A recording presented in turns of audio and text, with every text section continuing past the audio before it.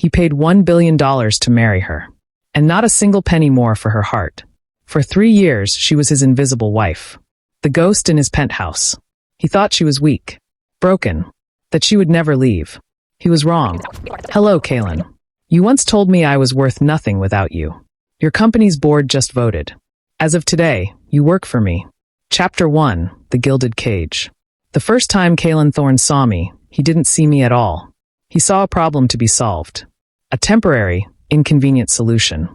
I was the girl from the dusty, forgotten antique shop his corporate empire was so eager to bulldoze, the daughter of the stubborn old man who refused to sell. He stood in our shop, a god in a $5,000 suit surrounded by the ghosts of a happier past. His cold, gray eyes scanned the crammed shelves of old books and porcelain figurines with open disdain. Mr. Vance, Kaylin's voice was like ice, smooth and chilling. My final offer.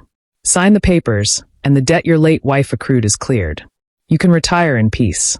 My father, worn down by years of grief and financial strain, looked defeated. But I stepped out from behind the counter, the scent of old paper and lemon polish clinging to my simple dress. We're not selling, Mr. Thorne. This shop is my mother's legacy. His gaze flickered to me, a brief, dismissive glance that took in my worn-out shoes and my defiant stance. He didn't address me. He spoke to my father as if I were a child throwing a tantrum. A legacy of debt. How poetic. He placed a business card on the counter. My offer expires in 48 hours. Think of your daughter's future. What future does she have here? He left, leaving the scent of expensive cologne and arrogance in his wake. I thought that was the end of it. I was wrong. 2 days later, he returned. Alone. His proposal was even more chilling than his threat. A different arrangement, Alara, he said, my name sounding foreign on his lips. A 3-year marriage contract. You will be my wife in name only. You will live in my home, accompany me to necessary social functions, and present the image of a stable, committed man to my board of directors. In return, I will not only clear your father's debt, but I will also provide him with the best private medical care for his heart condition. After 3 years, I will file for an uncontested divorce, and you will receive a generous settlement. You will have the resources to save this shop yourself. It was monstrous. It was transactional. It was my only choice. I saw the fear in my father's eyes, the pain that medication could ease. So I sold myself.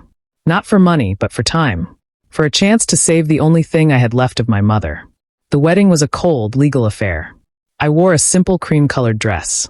He wore the same expression he'd worn in our shop, bored impatience. There was no kiss. We signed the certificate, and he drove me to the penthouse that would become my gilded prison. The first year was a lesson in isolation. The penthouse was a masterpiece of minimalist design, all sharp angles, cold marble, and floor-to-ceiling windows that showed a glittering city I was no part of. I was a ghost in my own home. Kaylin was a phantom presence. He left before I woke, returned long after I'd gone to bed, and spent his weekends in his home office or at the corporate tower. When we did interact, it was a performance. A charity gala where his hand on my back was as cold as the diamonds he'd had delivered for me to wear. A dinner with investors where I was expected to be charming, silent, and beautiful. A trophy on his arm. I learned to read the subtle shifts in his posture, the slight narrowing of his eyes that meant I should stop talking. I became an expert in being invisible. But in the silence of that vast, empty apartment, I began to rebuild myself. In a hidden closet, I set up a small, makeshift studio. My mother was a brilliant digital artist, and she'd taught me everything she knew. While Kaylin built his empire of steel and concrete, I built worlds of light and color on my second-hand tablet. I created under a pseudonym, Ethelgard, my mother's maiden name. It was my secret rebellion. The second year, the contempt began to show. He'd come home and find me reading on the sofa. Still wasting your time with fairy tales, Alara? He'd remark, shrugging off his coat. The real world doesn't have happy endings. Once, he saw a sketch I'd left out, an intricate design of a dragon coiled around a rose. He picked it up, a smirk playing on his lips. Cute. A hobby is good for a woman's idle hands. He never asked what I did all day. He assumed I shopped, or lunched, or did whatever it was he thought women of no consequence did. He had no idea that Ethelgard was gaining a cult following online, that my hobby was quietly generating an income he would have scoffed at, but that felt like a fortune to me.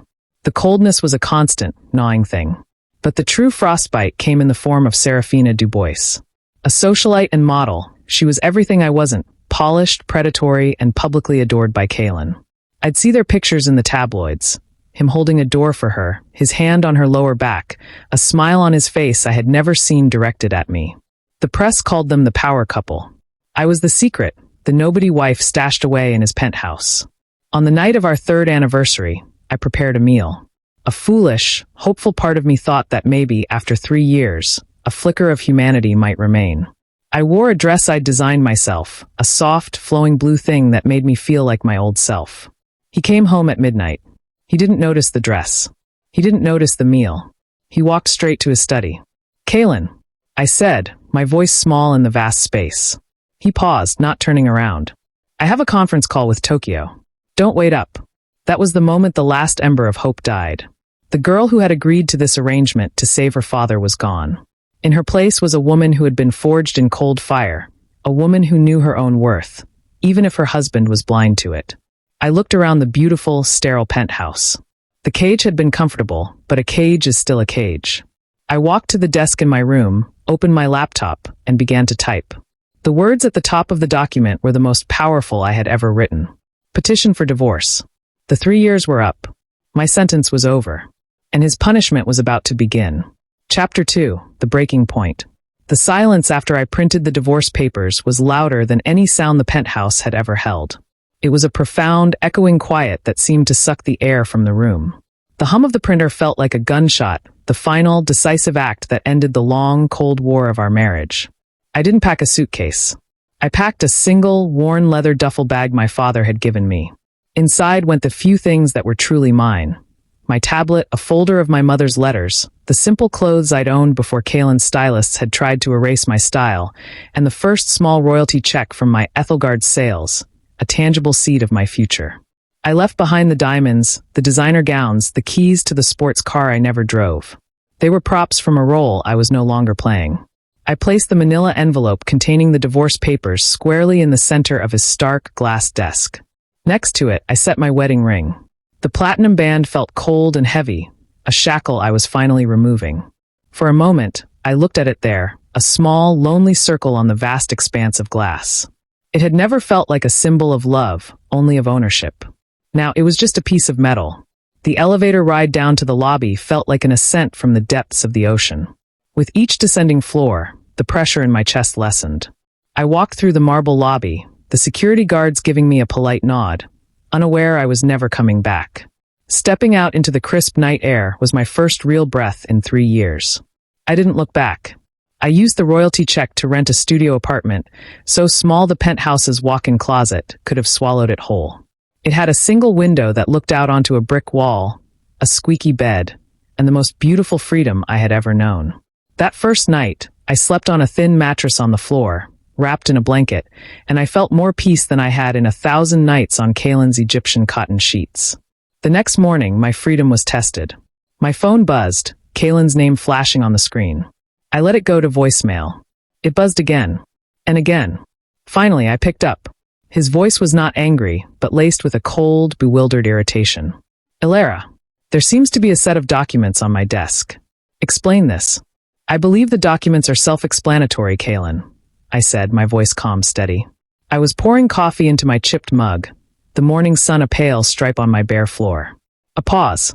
I could almost hear him recalibrating. "Is this about Serafina?" "It's a public relations strategy. You know how these things are. A PR strategy."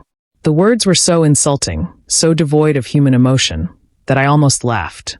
He thought my leaving was a tactic, a move in a game he was playing. "This is about me," I said softly. "The 3 years are over. Our contract is fulfilled. My father is debt-free and in good health. I've held up my end. Now, I'm invoking the exit clause." "Don't be absurd," he snapped, the ice in his voice cracking. "Where will you go? What will you do? You have no skills, no resources. This is a tantrum. Then consider it my first and last one," I replied. "My lawyer will be in touch. Do not call this number again." I ended the call and blocked his number. The finality of the action sent a shiver of pure, unadulterated power through me. Weeks turned into a month. I lost myself in my work. Ethelgard was no longer a secret rebellion. It was my liberation army. I poured every ounce of the pain, the loneliness, the quiet observation of 3 years in a gilded cage into my art. I created a digital series called Gilded Ghosts, hauntingly beautiful images of ethereal figures trapped in beautiful, empty spaces. It went viral. My following exploded. Commission requests poured in. I was working 16-hour days, surviving on coffee and the fierce, burning joy of building something that was mine. I was no one's wife. No one's secret. I was Ethelgard. The knock on my door one evening was firm, authoritative. I assumed it was a delivery. I opened it, and the air left my lungs. Kalen stood there. He looked out of place in the dim, shabby hallway, his tall frame and impeccable coat a stark contrast to the peeling paint. He looked unsettled. His usual mask of cool control was fissured with something raw, confusion, and a flicker of anger.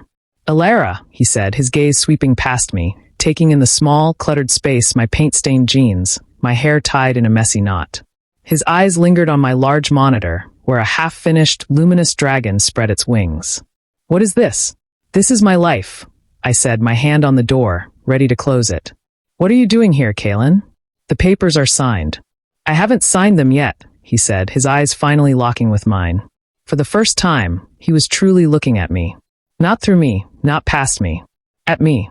And he saw no trace of the quiet, compliant girl he'd married.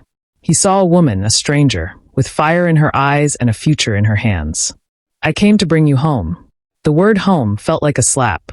That cold, empty monument to his ego was never my home. I met his gaze, my voice steady as stone. "I am home." I saw the shock register in his eyes. It was the first time I had ever outright denied him. The first time my no had been absolute. He had expected a struggle, a negotiation, perhaps even tears. He had not expected this calm, unshakable finality. "Goodbye, Kalen." And slowly, firmly, I closed the door in the great CEO Kalen Thorne's face. The click of the lock was the sweetest sound I had ever heard. On the other side of the door, I knew a fundamental truth had just shattered his world. I didn't need him anymore. And for a man who built his life on being needed, that was a poison he would not know how to swallow. Chapter 3. The Rebirth of Ethelgard. The slammed door was more than a sound. It was a declaration of independence that reverberated through my very soul. On the other side, I heard a moment of stunned silence, then the sharp, receding echo of his expensive leather shoes on the linoleum floor. He was gone. And for the first time, his absence felt not like neglect, but like a victory. I leaned my back against the door, my heart hammering not from fear, but from exhilaration. He had come to retrieve me, like a misplaced file. He had seen my world, my real world, and been bewildered by it. The look in his eyes, that flicker of confusion as he took in my studio, my work, me, was a fuel that burned brighter than any ambition I'd ever known. I turned to my monitor, to the half-finished dragon. Its scales were a cascade of sapphire and emerald, its eyes holding ancient wisdom. It was no longer just a piece of art. It was a symbol. I named it Vengeance of the Caged. The months that followed were a blur of manic, joyful creation. My small studio became the headquarters of a one-woman revolution. The viral success of Gilded Ghosts had given me a platform, and I leveraged it with a shrewdness I didn't know I possessed. I had, after all, been married to a master strategist for 3 years. I'd learned about branding, markets, and leverage. I'd just never had anything of my own to brand before. Ethelgard was no longer just a pseudonym. It was a burgeoning company. I hired a sharp, hungry business manager I found through an online forum. A young woman named Lila who believed in my vision more than she believed in a steady paycheck. We were two outsiders building our own castle. My art evolved. It became more than beautiful. It was immersive, interactive. I began coding, using the late-night skills I'd honed in the penthouse to create digital landscapes people could walk through using VR headsets. I created a collection called The Thornless Garden, a serene, beautiful world that was the direct antithesis of Kalen's cold, sharp-edged universe.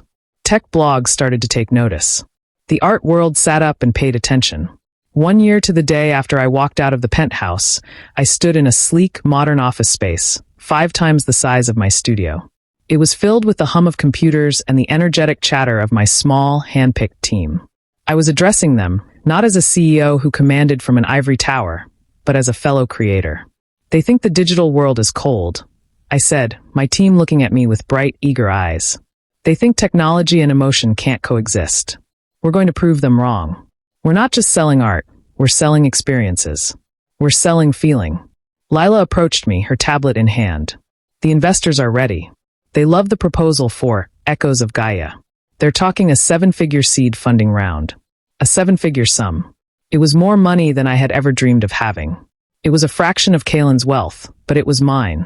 I had built it from a second-hand tablet and a desperate dream. The funding went through. Ethelgard was no longer a viral sensation. It was a serious tech startup, a darling of the innovation sector. I gave interviews, carefully guarding my past, speaking only of my work. The press was fascinated by the enigmatic Ethelgard, the artist tech genius who had appeared from nowhere. Meanwhile, I kept a silent, distant tab on Thorn Industries. Through business news feeds, I saw Kalen's company was pushing a new product, a corporate communication software suite called Synergy. It was cold, efficient, and utterly soulless, a perfect reflection of its creator. The reviews were lukewarm. It did the job, but it inspired no one. One evening, Lila burst into my office, her face pale. "Ilara, you need to see this." She pulled up a popular financial news channel on her laptop. There was a panel discussion about disruptive innovators. And there, next to my company logo, was my name. My real name. The commentator, a sharp-faced woman, was saying, "And the real Cinderella story isn't a fairy tale, it's a business case. We've just learned that Ethelgard, the visionary behind the immersive tech that's captivating the world, is Ilara Thorn. Or should I say, former Thorn?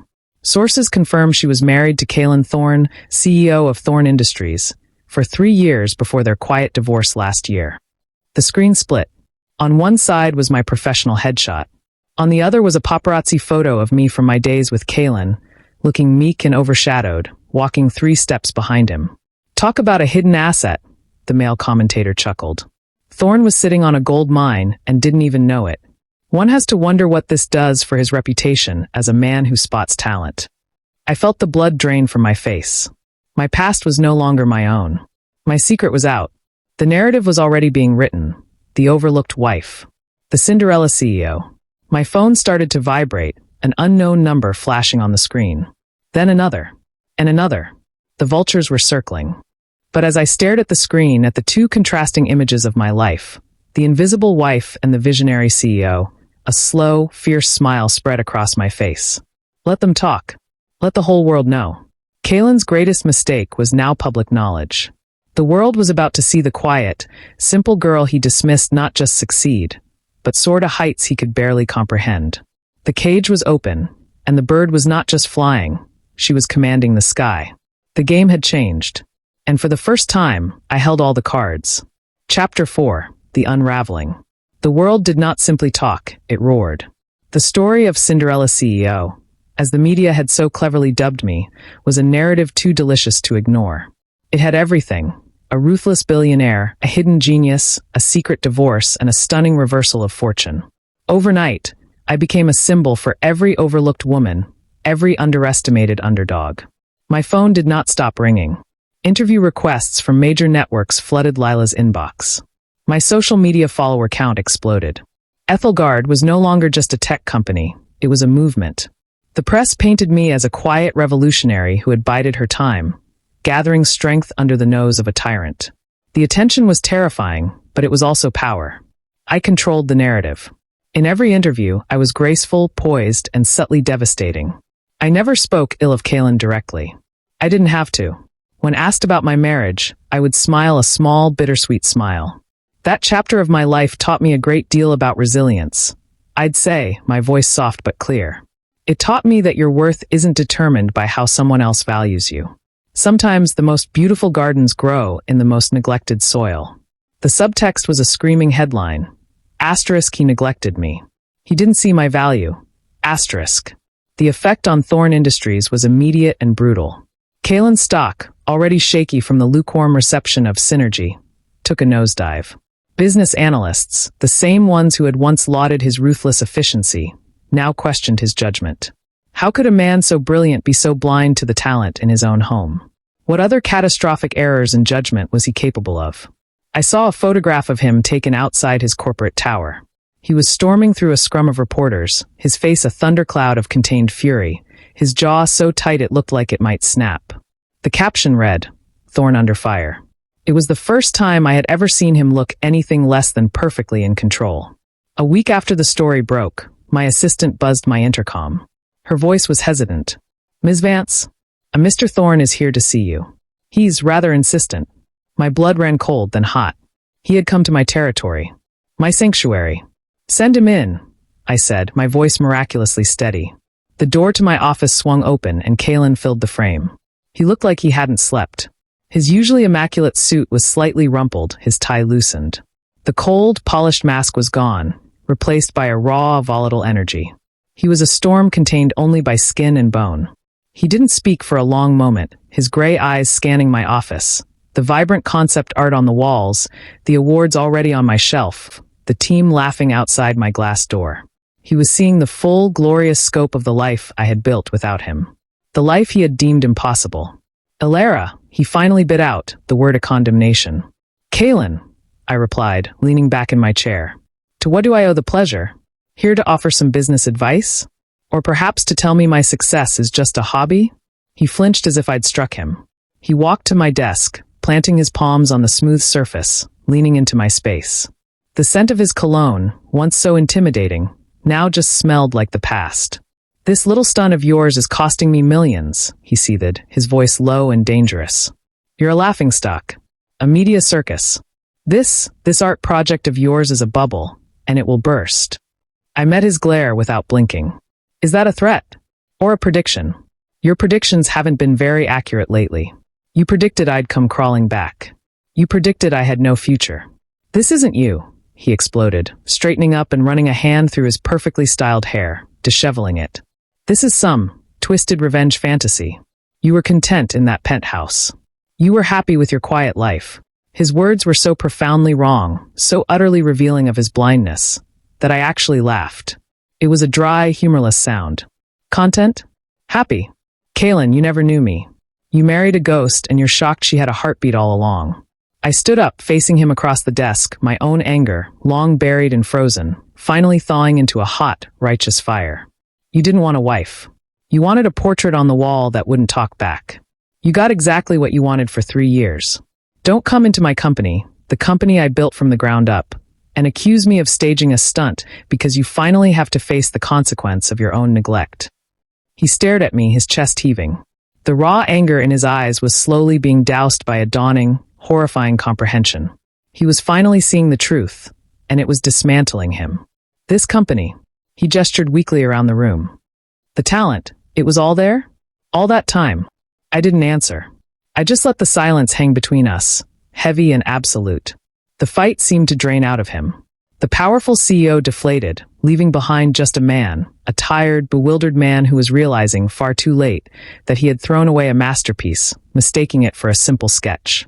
He took a step back, his gaze dropping from mine. It was the first time he had ever been the one to break eye contact. Without another word, he turned and walked out of my office. His exit wasn't a stormy, dramatic affair. It was a retreat. The door clicked shut behind him, quieter than the one I had slammed in his face, but infinitely more final. He was gone.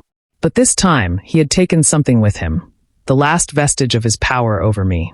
And he had left something in its place, the shattered, gut-wrenching beginning of his regret. Chapter 5, not an ending, but a beginning.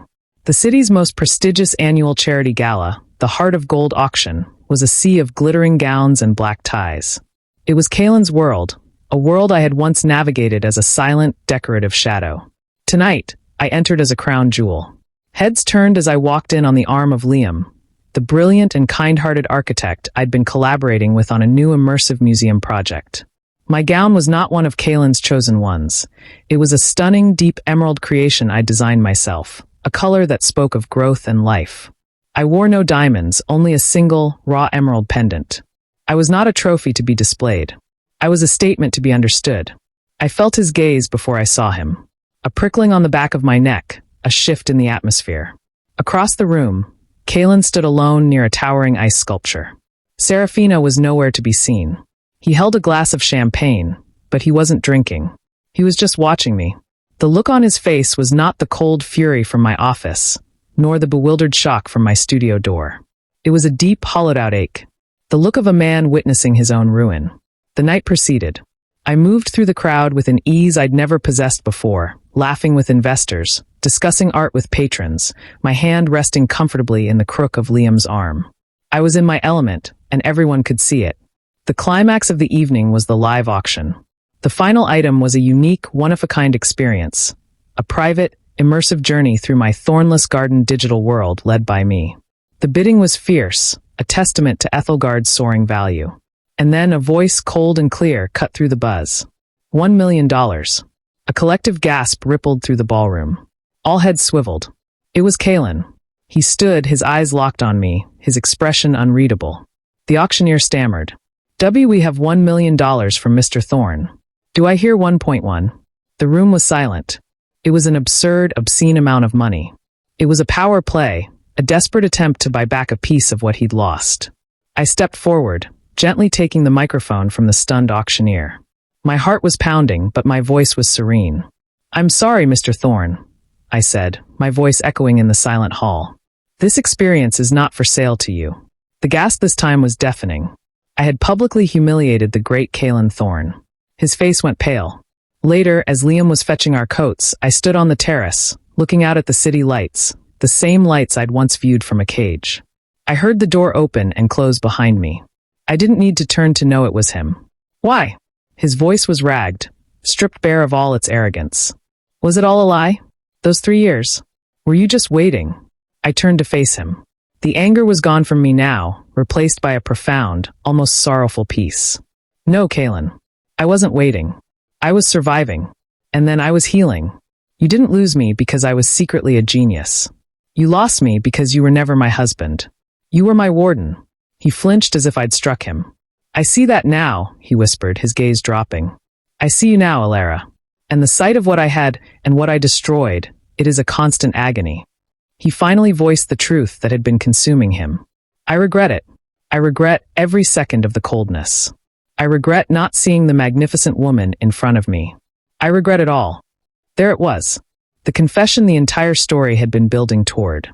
But hearing it didn't feel like a victory. It felt like a eulogy. I looked at him, this broken king of a ruined castle, and I felt not love, not hate, but a distant, quiet pity. I know you regret it, Kalen, I said softly. But you don't regret the pain you caused me. You regret the asset you failed to capitalize on. Your regret is the sound of your own pride breaking. And I'm sorry, but I don't have room for it in my life anymore. My story isn't about your regret. It's about my beginning. I saw the finality of it all dawn in his eyes. There was no negotiation, no transaction, no way to buy his way back. He had lost. Permanently. Just then, the terrace door opened, and Liam stepped out, holding my wrap. Ready to go, Alara? He asked, his warm eyes glancing from me to Kalen with a quiet understanding. Yes, I said, my smile genuine and easy. I'm ready. I turned and walked away from Kalen Thorne for the last time. I didn't look back. I took Liam's arm and stepped into the vibrant, promising future I had built for myself. The Cinderella story was over. The CEO's story, the artist's story, the story of Alara Vance, was just getting started. And it was going to be legendary. Her story was never about bringing a king to his knees. It was about a queen building her own throne. It was about finding her voice, her power, and her worth, not in someone else's castle, but within herself. If you believe in second chances, in hidden strength, and in stories where kindness and intelligence win in the end, then you're in the right place. Subscribe to the channel and hit the bell icon so you never miss a story about the underdogs who rise, the broken hearts that heal stronger, and the love that finds you when you stop looking for it in the wrong places. This might be the end for Kalen and Alara, but the journey isn't over. Dive into another world of love, revenge, and redemption. Subscribe to the channel for more stories like this. See you in the next video. Bye.